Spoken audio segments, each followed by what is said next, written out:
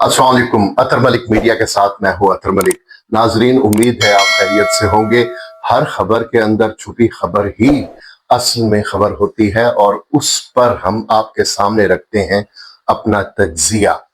आज की सबसे बड़ी खबर, बल्कि पीटीआई वालों के लिए सबसे बड़ी खबर और खुशखबरी ये है कि सुप्रीम कोर्ट ने इमरान खान को अडियाला जेल से निकाल दिया है और उन्हें शिफा इंटरनेशनल हॉस्पिटल में मुंतकिल करने का हुक्म दे दिया है। चलें, इसे कहते हैं कि कुफ टूटा खुदा खुदा करके। इतना तो हुआ, यहां तक तो पहुंचे, यहां तक तो आए। एक स्टेलमेट था, एक ऐसी कैफियत थी कि जिससे बाहर निकलना दोनों फरीकों के लिए बहुत जरूरी था, हुकूमत के लिए भी और पीटीआई वालों के लिए। ये जो इंजमात था ना, इसने सियासी तौर पर मुल्क को तहस नहस करके रख दिया था। पीटीआई वाले अलग परेशान थे, हुकूमत से कोई काम हो नहीं पा रहा था। एक हैजानी कैफियत थी जो पूरे मुल्क पर तारी थी। इतनी खुशखबरियां मिलने के बावजूद, यानी इंडिया को नीचा दिखाने, उसे धूल चटाने, उसके अलावा सिफारतकारी में अमेरिका और ईरान के दरमियान सिफारतकारी की बुलंदियों पर पहुंचने के बावजूद एक इत्मीनान की कैफियत नहीं मौजूद थी।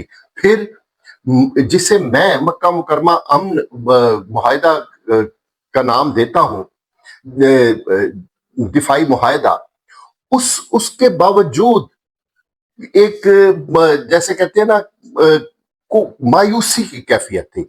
अब कुछ सियासी तौर पर इस मुल्क की सांसें बहाल हुई हैं।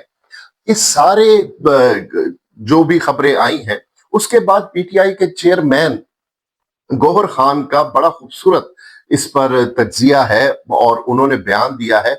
उन्होंने कहा है, अल्लाह का शुक्र है पीटीआई की भी सुनी गई, खान की सेहत पे कोई सियासत नहीं होगी। ये खूबसूरत बात है। सेहत पे सियासत ना करें, बाकी हर बात पे आपने सियासत का गंद घोलना है तो घोलें, लेकिन सेहत पर नहीं। देखें, दुनिया की कोई अदालत इस बात को चैलेंज नहीं कर सकती अगर एक बंदा कहे मेरी तबीयत ठीक नहीं है। अब तो बोर्ड ने भी अपनी जो सिफारिशात है उसमें बताया है कि इमरान खान एंजाइटी का, बेचैनी का शिकार थे। उनकी नब्ज प्रॉपर नहीं चल रही थी, ब्लड प्रेशर उनका कंट्रोल में नहीं था, सर में भारीपन था। ये इसकी वजह ये थी कि मुलाकातें बंद थीं।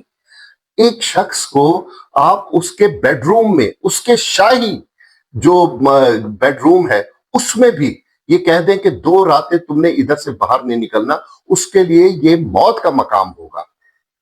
लेकिन आप एक से जाके एक बंदे को अडियाला जेल में रखा हुआ है। सही गलत मुकदमात, इस पर हम बात नहीं करते क्योंकि ये सब जुडिस मामला है। कुछ ठीक है मुकदमात, कुछ बिल्कुल जैसे कहते हैं ना, फजूलियात की हद से भी गुजरे हुए हैं। इस हवाले से लेकिन उन पर मुलाकातें बंद करना, इसमें कुछ अपनों का कसूर है और कुछ जो बैरूने मुल्क बैठे हैं उन्होंने भी आफत मचाई हुई थी कि हर मुलाकात के बाद एक जो ट्विटर में तूफान जारी कर दिया जाता था, जो कैमरों के सामने आकर हमशीर गान जो बयानात देती थी, उससे उथल पुथल हो जाती थी पूरी। आपको पता है, इमरान खान बहरहाल इस मुल्क का हीरो है और जिस तरह से उसने 2 पाकिस्तान की सबसे बड़ी जमातों को यानी तहे तेख किया है, कुश्तों के पुश्ते लगाए हैं, उसकी तो मिसाल वो 79 साल में भी नहीं मिलती। जिस तरह इमरान खान ने इनको यानी इनको रिप्लेस किया, उसने 3 साढ़े 3 साल अपनी हुकूमत में क्या किया, क्या नहीं किया, क्या करना चाहिए था, इस पर हम बाद में बहस कर लेंगे। आज ये है कि इमरान खान को जाना चाहिए, अस्पताल जाना चाहिए और इधर सुप्रीम कोर्ट ने भी इस बात का हुकूमत को कहा है कि वो यकीनी बनाए کہ چونکہ شہر کے بیچوں بیچ یہ ہسپتال واقع ہے، وہاں کوئی ہنگامہ، کوئی شور شرابہ، کوئی جلسہ جلوس نہیں ہونا چاہیے، نہیں تو عمران خان کی نہ صرف صحت بلکہ سیاسی صحت پر بھی اس کے مضر اثرات مرتب ہوں گے۔ اچھا، عمران خان جیل سے باہر آ گئے ہیں، اس میں کوئی شک نہیں ہے۔ اب اس فیصلے کو یہ نہ سمجھا جائے کہ اس کے بعد فیصلوں کی ایک برسات ہو جائے گی اور پی ٹی آئی کے حق میں جو ہر فیصلہ پی ٹی آئی کے حق میں آئے گا، نہیں، ہمیں اس سے غلط امیدیں وابستہ نہیں کرنی چاہیے۔ ہاں، اس فیصلے کا ایک مثبت اثر یہ ہوگا کہ اب دیکھا جائے گا کہ پی ٹی آئی بیہیو کیسے کرتی ہے، اور پی ٹی آئی کو جس طرح بیہیو کرنا چاہیے اسے ایک سیاسی جماعت کی طرح بیہیو کرنا چاہیے، بالکل سہج سہج کے۔ یہ انسان کی اگر بازو بھی پتھر کے نیچے آ جائے تو جھٹکے سے نہیں نکالی جاتی، اس کو بھی تحمل سے، تدبر سے، صبر سے اس پتھر سے جان چھڑوائی جاتی ہے۔ اچھی طرح سے یہ لوگ بہت اچھا اپنا رویہ رکھیں، کردار قومی اسمبلی میں، صوبائی اسمبلیوں میں ادا کریں، جو قائمہ کمیٹیز ہیں ان میں عوام کے حق میں یہ سارے فیصلے لے کر آنے کی کوشش کریں، تب کہیں جا کے ان کا بہت اچھا ایک مستقبل سامنے ہوگا۔ اور اب عمران خان اور ان کے جو رفقائے کار ہیں ان کے بیہیویئر پر یہ بات منتج ہوگی کہ عمران خان صاحب کا اڈیالہ کے بعد اگلا سٹاپ شفا ہاسپٹل ہے، وہ تو ہے، ڈکلیئر ہو چکا ہے۔ شفا ہاسپٹل کے بعد اگلا سٹاپ ان کا بنی گالہ ہے، بنی گالہ کے بعد وہ وزیر اعظم ہاؤس میں آتے ہیں، یا پھر اڈیالہ جیل ان کا مقدر بنتا ہے۔ اس بات کو ذہن میں رکھا جائے، یہ نہیں ہے کہ ابھی ان پر مقدمات باقی ہیں، سچے ہوں یا جھوٹے ہوں۔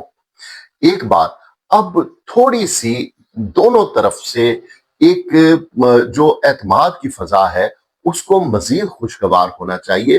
P T I, Muslim league نون اور پیپلز پارٹی کے مقابلے میں صوبوں کے حوالے سے اس کا موقف بہت واضح ہے، اور اس کا موقف عوامی امنگوں کی ترجمانی کرتا ہے۔ اور اس ملک کا اگر جو گونا گم مسائل ہیں، جو پیچیدہ اور مشکل ترین جو گنجلک مسائل ہیں، وہ اگر حل ہو سکتے ہیں تو وہ اس صورت میں ہو سکتے ہیں جب عوام کو صوبوں کی صورت میں، مقامی حکومتوں کی صورت میں علم، اناج، انصاف، امن و امان، روزگار، صحت کی سہولیات، یہ اگر اس کو اس کے دروازے پر ملے، تب کہیں جا کے یہ پورا اس ملک، اس ریاست یا سیاسی جماعتوں کا گول اچیو ہوگا۔ ساحر لدھیانوی کا ایک خوبصورت شعر کے ساتھ میں ویلاگ کا اختتام کرتا ہوں۔ فن جو نادار تک نہیں پہنچا، اپنے معیار تک نہیں پہنچا۔ اللہ ہم سب کا حامی و ناصر ہو۔